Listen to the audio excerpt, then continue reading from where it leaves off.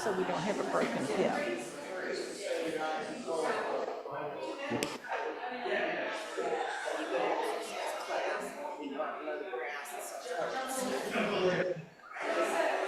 Can you go tell them that it's time to get started and we're recording right now? Will do. I'm Nicole. Hey. Okay, he's recording, ready to go. Okay. Can't hear us in the call, so we're kind of mute on there. Message delivered. Okay.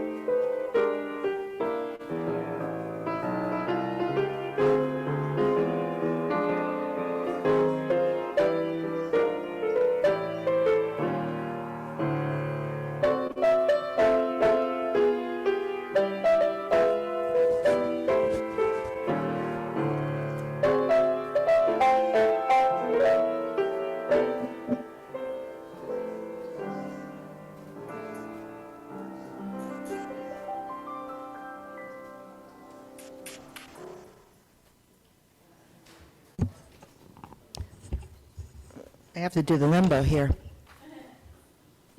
And I know I don't go as low as I used to, nor will I get back up. Good morning, everyone. Welcome to the Unitarian Universalist Congregation of Lynchburg. We're glad you're here. Whoever you are, whatever your beliefs, whatever your age, and whomever you love, know that you are welcome here. As we work together for justice, compassion, and peace, we also acknowledge with humility that our buildings set on Monacan land. My name is Betty Corbin. I'm serving as the president of the congregation for just about another month and a couple of days, but who's counting down? If you're with us for the first time, we're glad you chose to be here this morning to participate in the service that we love so much. So you will find a visitor's card. If you're here in the sanctuary, it's a yellow card. It would be on the seat in front of you. And if you're online, you can also go to uulynchburg.org and enter the information there. You'll find it in the Sunday services section of the web. And I apologize for the echo. It's probably because I'm not. Well, today's exciting. I hope it's exciting. It could be a little bit nerve-wracking. The auction kicks off. If you've not had a chance to get out there, I do have some paper copies of what's being offered. And I do want to apologize because the Excel sort gremlin bit my nether region, and some of the donors were a little shocked to see that they had taken up pottery instead of art on canvas. I can rest assured that the sermon is by our minister and the hymns are by Emily and not by the names that came out in whatever on Friday. So anyhow, one should look at what one's sending out before you release it. But I do encourage you to go ahead and log in and start shopping and bidding. There's some excellent pies out there. There's some very good compost. But that compost is reserved for the live auction. So come May 4th, if you're not going to be here for the fun and games, you need to figure out how you're going to log in by Zoom from wherever you are at, or you need to find yourself a really good friend to bid for you, because they're going to be spending your money. Now, today we have soup and salad, and actually next week we're going to have lasagna. And the Yoder family, Stacy, Hugh, and Eliza made lasagna yesterday. So if you smelled something that smelled really, really good, that's for next week. If you smelled something that was pretty good, that's for today. Turning to a serious note, we want to congratulate one of our very wonderful child care workers, Lindley Crosby, who, please stand up. 11th grade student at East Glass High School and the Central Virginia Governor's School for Science and Technology.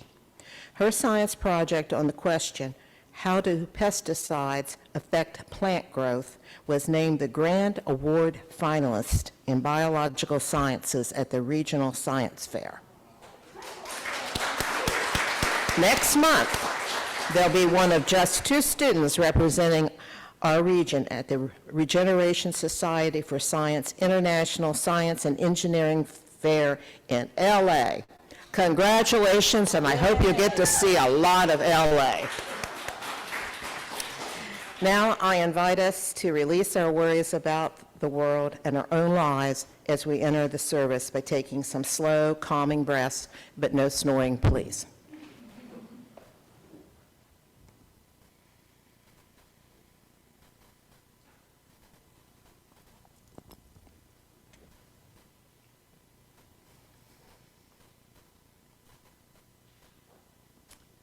It's time now for us to greet one another. So everybody, all the roomies in here, wave to our Zoomies, and Zoomies, you can wave to our roomies. We're a little challenged today because we can't hear folks on Zoom speaking, but Steph is continuing to try to hear from you when we get to joys and concerns. If we can't hear you, then please connect with me today so I can hear what's on your heart.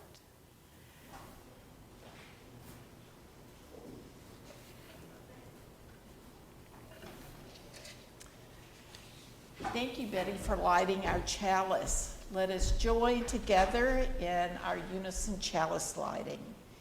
May the light we now kindle inspire us to use our powers to heal and not to harm, to help and not to hinder, to bless and not to curse, to serve you, O Spirit of life.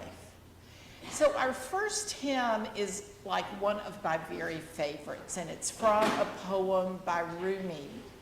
The whole poem isn't in our hymnal, and the lines that are left out are ones that I particularly love.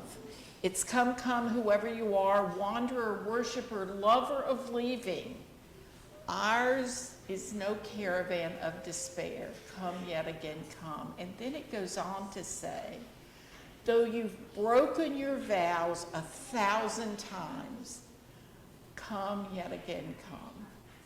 So let's rise in body or spirit, and we're going to sing it all the way through 3 times.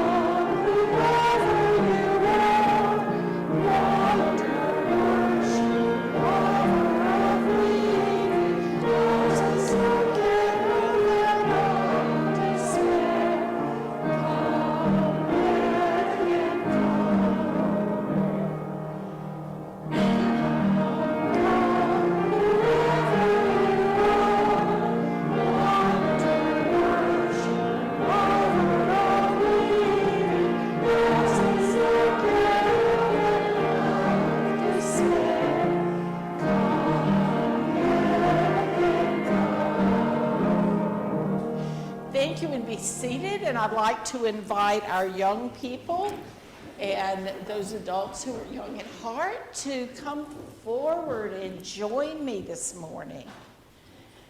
I'm glad to see y'all. Good morning. Hey, Zachary. Oh, yeah, I like that. Yeah.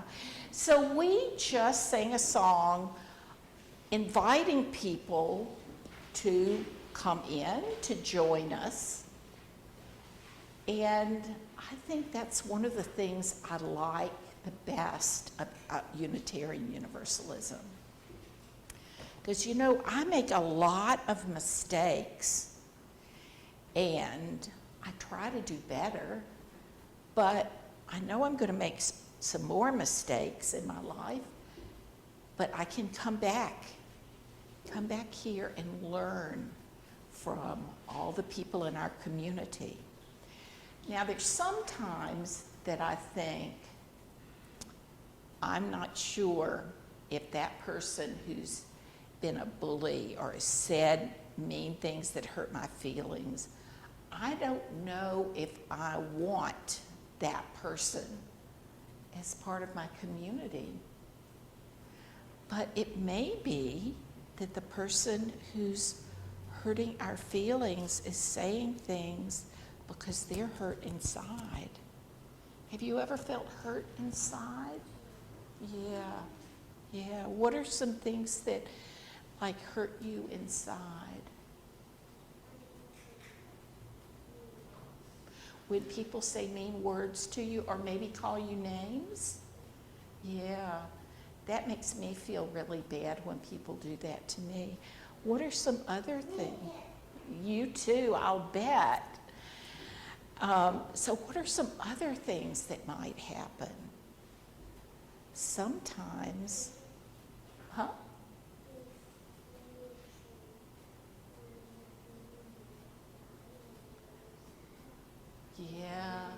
Yeah.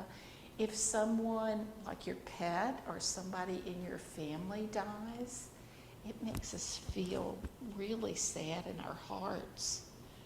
And one of the things we need sometimes is a community that will say, we're so sorry your heart hurts, but we love you and we're going to help you through it, right? Eliza? A family member who's showing very strange behavior and you think they're sick, but you don't know what's going on. Oh, yes. Sometimes our family members or our friends may have maybe an illness that we don't understand, and so they're acting in a different way that may make us feel uncomfortable or scared. And you don't know what symptoms that is. Yeah, you don't know what symptoms, and so that can feel scary or confusing. So part of what we can do as a family is when another family member may have some illness that's affecting how they act or how they think or what they say, to talk together to figure out how you can still love them even if they're going through a very difficult time. But even if they're going through a difficult time, we can still welcome them in, because we said, come, whoever you are.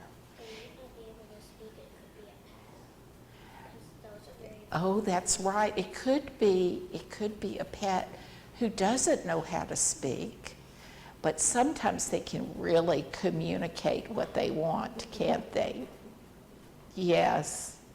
Yes, my grand dog, who weighs over 100 pounds, when he's feeling lonesome, he wants to get in my bed in South Carolina. And then I bring long dog hair back to Lynchburg. But sometimes he just needs to be loved on. Yeah. So what's important for us to know is that whatever happens in our lives, if we hurt someone else or they hurt us, we are all welcome within this family, our congregation, and in our personal family, because it's important for us to know that whatever we do, often we make mistakes, but we are loved, and that there are people who love us and want us to be here with them. So today you might want to think about those people who might hurt your feelings. Is there some way that we might help them feel better about themselves? Because we know we are loved. And not everybody has a family that can tell them that they're loved no matter what. So, I'd like for y'all to remember that, and you might want to say, you know, as you go upstairs, you might want to say congratulations to Lindley. So I invite you to go with Audrey and Lindley to your class and let us sing them on their way.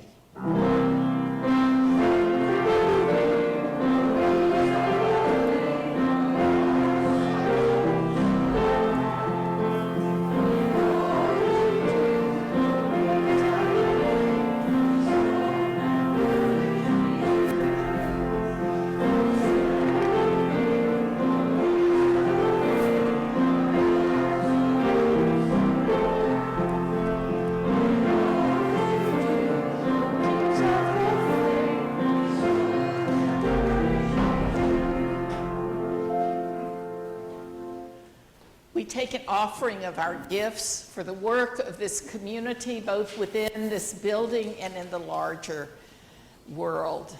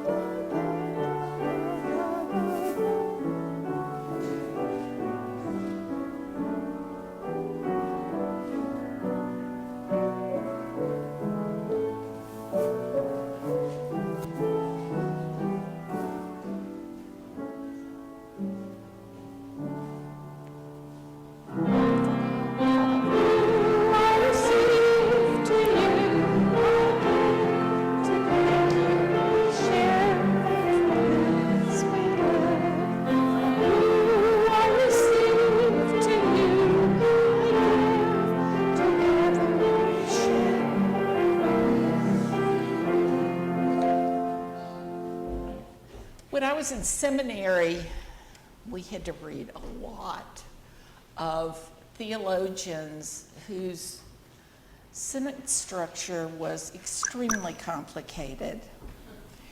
And I appreciated all of them, but it was really Paul Tillich and his writings, which were so concrete and down to earth, that I remembered the most. And on this day, as we explore the concepts of sin and salvation, I'd like to share this reading. There are no substitutes for words like sin and grace, but there is a way of rediscovering their meaning. Sin does not mean an immoral act, should never be used in the plural. Sin is separation. To be in a state of sin is to be in a state of separation. And separation is threefold. There is separation among individual lives, separation of a person from him or herself, and a separation of people from the ground of being. When despair destroys all joy and courage, at that moment, a wave of light breaks into our darkness. And it is as though a voice were saying, "You are accepted. You are accepted. Accepted by that which is greater than you, and the name of which you do not know. Simply accept the fact that you are accepted."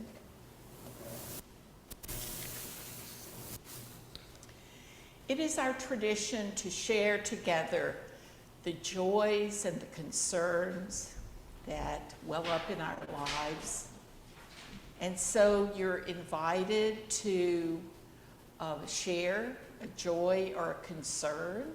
You can come up to the mic if you would like a microphone brought to you, then we'll gladly do that. And can we hear folks on Zoom yet? Can you hear me on this one? Can you hear the speakers?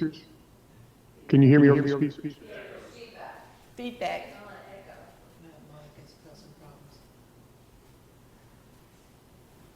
Bob.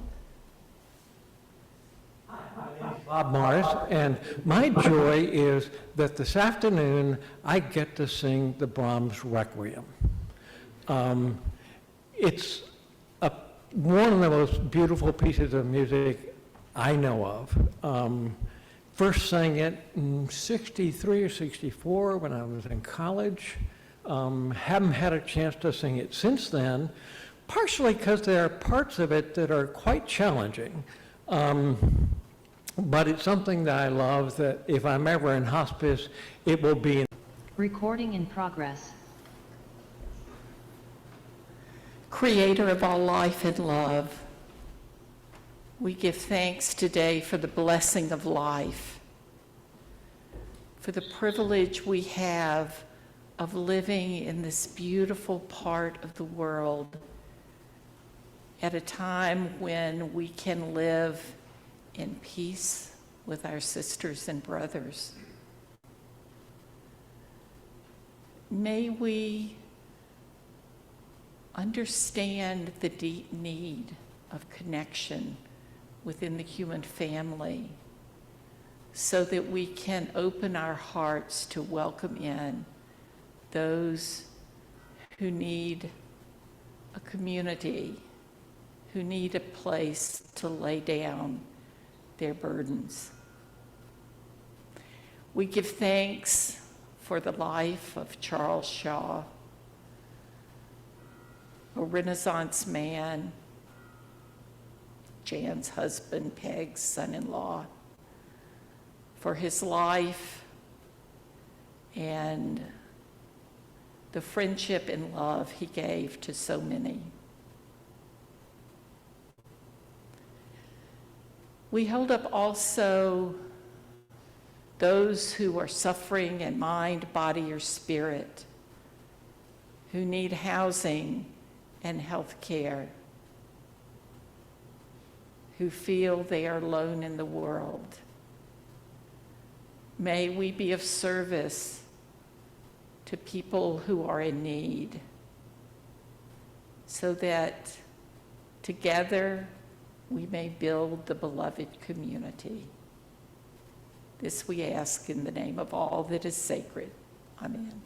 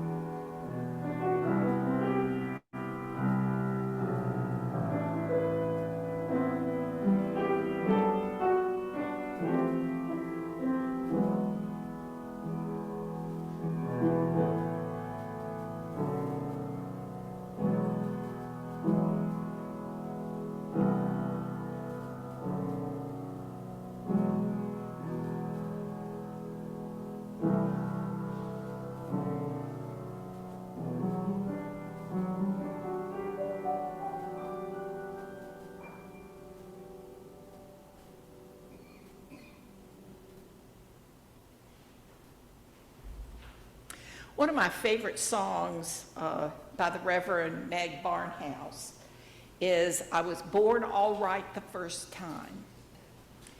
Now, I think this song was written in response to her many experiences with folks asking her if she was born again. In true UU fashion, she reminds folks that she was born all right the first time and not born into sin and doesn't need to be born again. Many of us come to Unitarian Universalism ready to deconstruct our previous beliefs and to rebuild a spiritual and religious faith system that has meaning to us. We want to throw out all the religious terms that may hold trauma for us, just to get rid of all the judgmental language. I had that experience for a number of years, but now I want to reclaim some religious terminology because words hold meanings that are different from the definitions given them by conservative religious practitioners. So this is the third month for us to explore UU beliefs about theological concepts, and I thought, let's just jump in with both feet and talk about sin and salvation. I'm not going to do an altar call. We UUs tend to step away from words like sin and salvation, but I do like Martin Luther's quote, "Love God and sin boldly."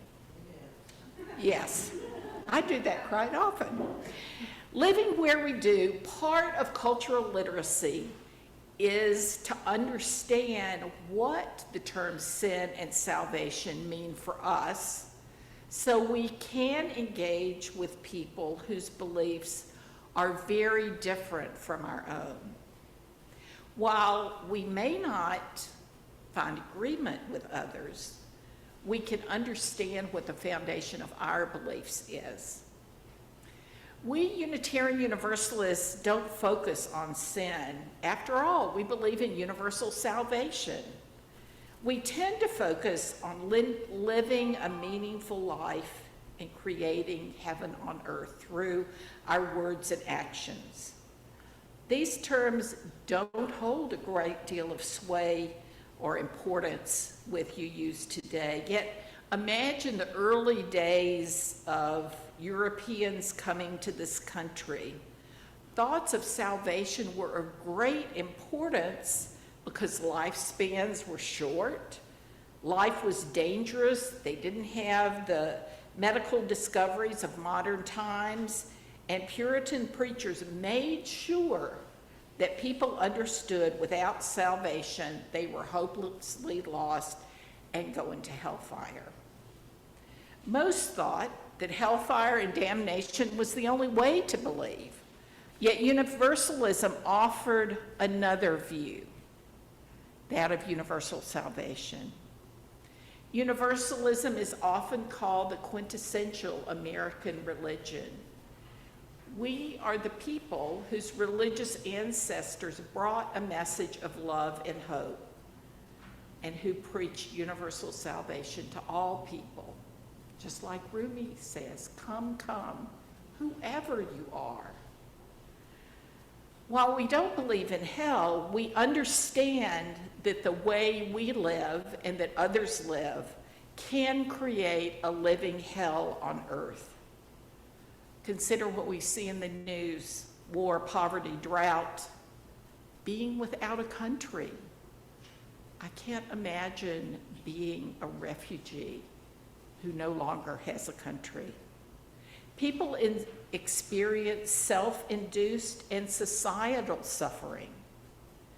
Not being raised in a Catholic family and being United Methodist before our culture made a right-wing turn, I haven't spent a lot of time worrying about the kinds of sins that I may have committed or the kinds of sins churches often burden their believers with.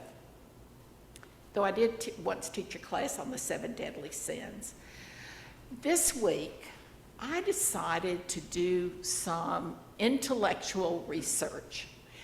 And so I went to Google. And there are so many charts of sins. They're ordered. There were lists of Christian sins, lists of evangelical sins that were much longer, lists of Muslim sins. A lot of them overlapped, but it was quite eye-opening. They had really cute designs around the borders, which I didn't quite understand, but you know, I learned I have missed out on many types of sin that I could have engaged in. There are, while each of us needs to and should accept responsibility for our actions, the weight of worry and self-doubt placed on the human soul over transgressions, real and imagined, have done great damage to the hearts and minds of beautiful human beings. We believe that we can do good for nothing, for no good reason. That is, we don't do good because we fear hell. We do good because it's the right thing to do. Now, one of my favorite Universalist circuit rider stories, which I probably shared with you, but I love it so it can be repeated. There was like, I don't want to call names, but there was a Baptist circuit riding preacher, or he could have been Calvinist, Puritan, you can give whatever name is in your mind, and a Universalist circuit rider who met up on a trail, and they were riding side by side to the next village, where one of the ministers was going to tell everybody they were going to hell, and the other one was going to tell everyone that they were loved. So the not Universalist circuit rider said, I just don't understand you. I mean, if I were a Universalist, what would keep me from knocking you over the head and stealing your horse and all your possessions? And the Universalist said, if you were a Universalist, that thought would never enter your mind. So that was sort of the end of that interesting experience. But we do feel that we can do good because our conscience and our beliefs call us to do the right thing. We do have a responsibility to engage in self-examination, for we know that we are imperfect beings, capable of injuring one another, even when it's not intentional. And we are capable of change. We can evolve and ask forgiveness for our errors. People who have a healthy, well-developed conscience acknowledge their mistakes and failures. And we need to deal with our feelings and regrets. Otherwise, we might fall back into old patterns of behavior and self-reproach. Too often, we hold on to our mistakes because our families, our cultures hold repressive ideas about the goal of human perfection. The concept of sin has been the traditional placeholder for religious and cultural responses to our human frailty. And yet, the Sufi poet Rumi has told us, even though we've broken our vows 1,000 times, we can return, we can begin again. We are welcome with all our frailty and imperfection. So I'd like to invite David to show the slide on Sin, there it is in living black and white. Now, you'll see that the Christian concept of sin has to do with pride, whereas the Buddhist concept of sin has to do with attachment to the world. The Greeks, it was ignorance. I like the Hebrew understanding of missing the mark. You know, you try, but you don't miss the target. I mean, you don't hit the target. And here are Tillich's views that sin is separation. He calls God the ground of all being.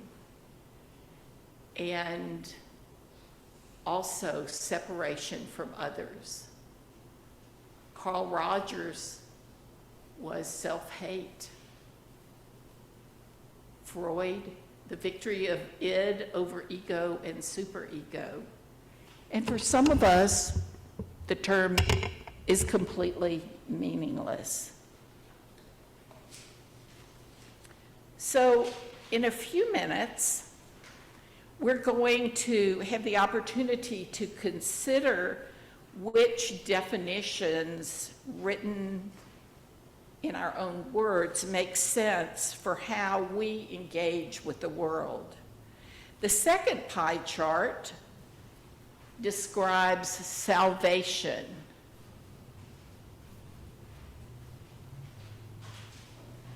So here's the traditional Unitarian Universalist belief in atonement, in universal salvation. But others are grace through faith, human character, health or wholeness, good works, self-actualization, or the term could be meaningless, or there are other definitions of that. Thank you, David, for those. It's wonderful to be part of a faith tradition that accepts us as we are.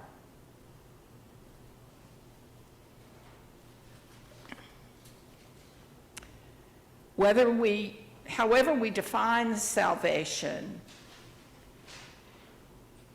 it is a distinction between the definitions that Unitarian Universalists might give and those in traditional Christianity.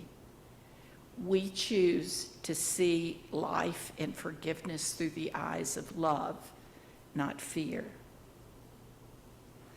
So I wonder what belief makes sense to us.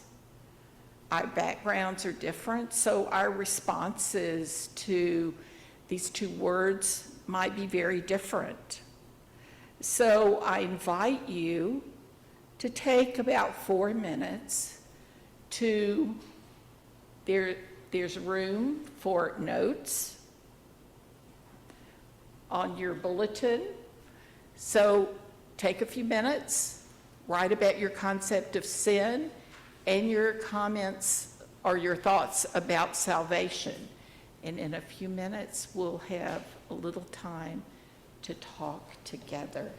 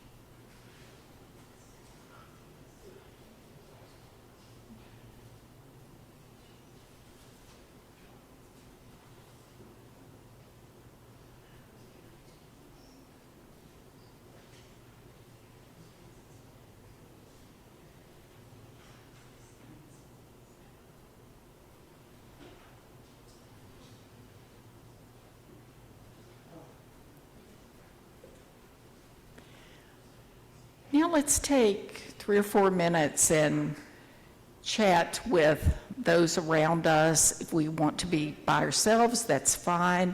But if we'd like to talk about this with people who are sitting close to us, let's just take a few minutes.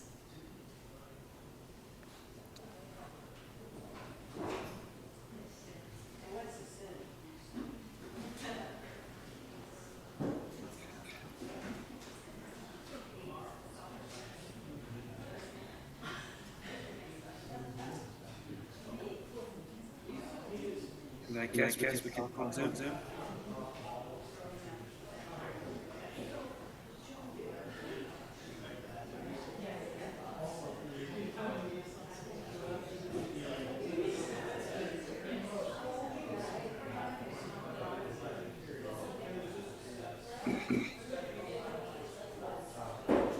What about the Zoomies?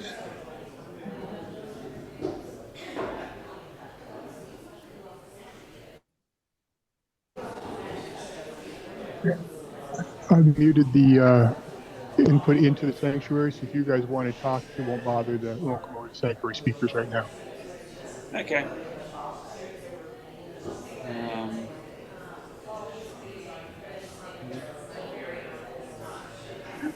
Well, I'll tell you mine.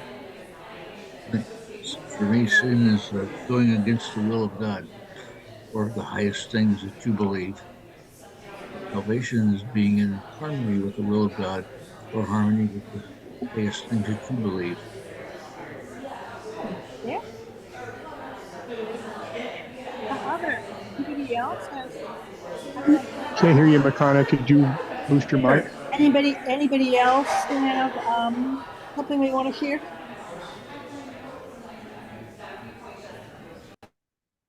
Okay, I've muted the sanctuary so that we Okay, can that'll talk help. better. Thank you. Okay. And Larry, some thoughts, or Rick and Tina, or Trudy? I definitely like the disconnection from the ground of all being. It's similar to the theological teachings of William Paul Young, who's the guy who wrote The Shack. Who I really like his thoughts and his teachings because it's Christianity that makes sense. It kind of follows it basically, yeah, Christianity that makes sense. It doesn't kind of fall into the traditional hellfire and brimstone, and that's how he describes it as a separation or a turning away from God or the ground of all being, or however you want to call that. Very helpful, David. Thank you. Rick or Tina?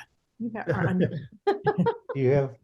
I can't get caught up in sins. So for you, it's not meaningful? No. I thought it was interesting in one of the charts they included Freud. To my knowledge, Freud didn't directly talk about sin, but he did talk about the id and the superego always being in conflict. The id being the biological urges and the superego being social, cultural restrictions on behavior. And it's hard to put sin in that context because Freud said that there are occasions when it's okay for the id to be expressed. And there are other occasions where it's better for the superego to win that conflict. So I think Freud might say that sin would be when the id exceeds the appropriate expression. And I'm not wording it correctly, but yeah. No, it's good, helpful. That's helpful. It actually is helpful. Yeah. Very helpful. Anyway, Tina, I think you need to clean your camera because it's kind of foggy. Oh. Oh. Huh. Here, Rick. Maybe it's better to be in soft focus. Maybe it's not the Whatever, camera. whatever. Maybe it's not the camera, We're- maybe it's us. We're yeah. just foggy. Yeah. Did that help Thanks. any? Not really, but you might just need to clean it a okay. little bit with like Okay, some. 'cause I had just. It's Like just last Tina, minute. because Rick's nice and clear. Tina's a little foggy. Oh, Oh. that's interesting. I So had who just got- thinking yesterday. And you- This is Stefan. You know, Yes, Stefan. I think for me, sin is a natural consequence of making a choice today. I mean, in your everyday life, it's like I think nature and our environment and our friends and our family all, when we make the wrong choice, there's a consequence to that. And I think it's something that can be solved, obviously, by just that interaction to correct the choice that you realize was not a good one to make. And salvation, I think, for me is communal with God in this time. I mean, walking in the woods, seeing God's creation, all those things remind me of. Okay, we're not here in the sanctuary now. And Okay, are they back? Yes, unmute them. Thanks, Stefan. We'll go back to the sanctuary. Thank you. I agree with you. I'm where Stefan is around these issues. Okay, let's go back to the sanctuary. Thank you very much.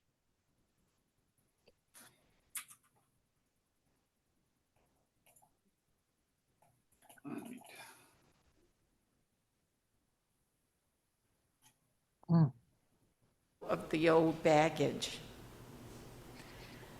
But we trust that Unitarian Universalism says to us, even though we've broken our vows 1,000 times, we are beloved and welcome. We accept our responsibility as caring human beings to help heal our community and the world. And one of the hymns that I've always loved because of its expression of love and grace is Amazing Grace. And of course, Unitarian Universalists have to change wording that we disagree with. So instead of wretch, we can say soul, who saved a soul like me. Or if we're feeling like it, we can say, who saved a wretch like me.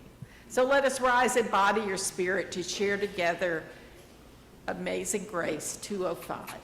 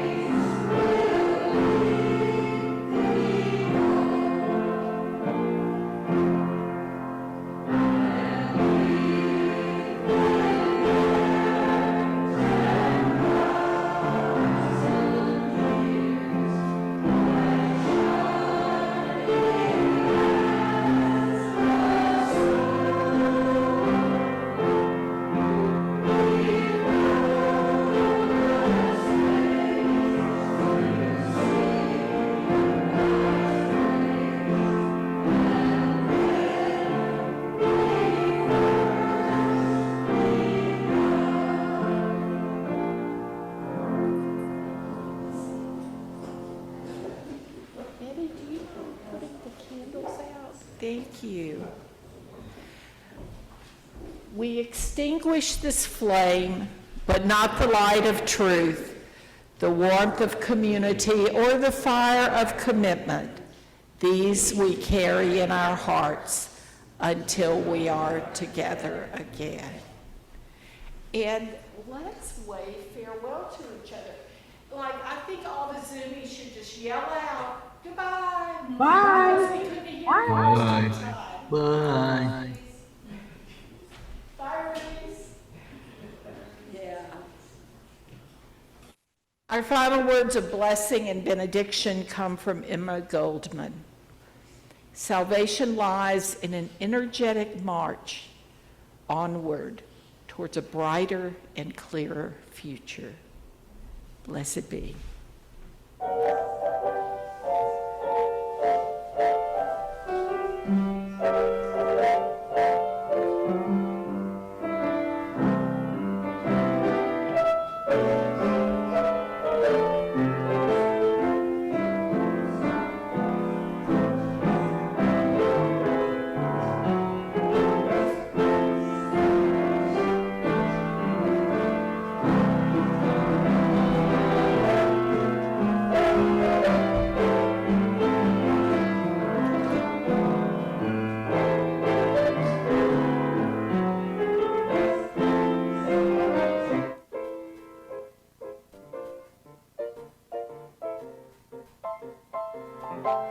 Thank you.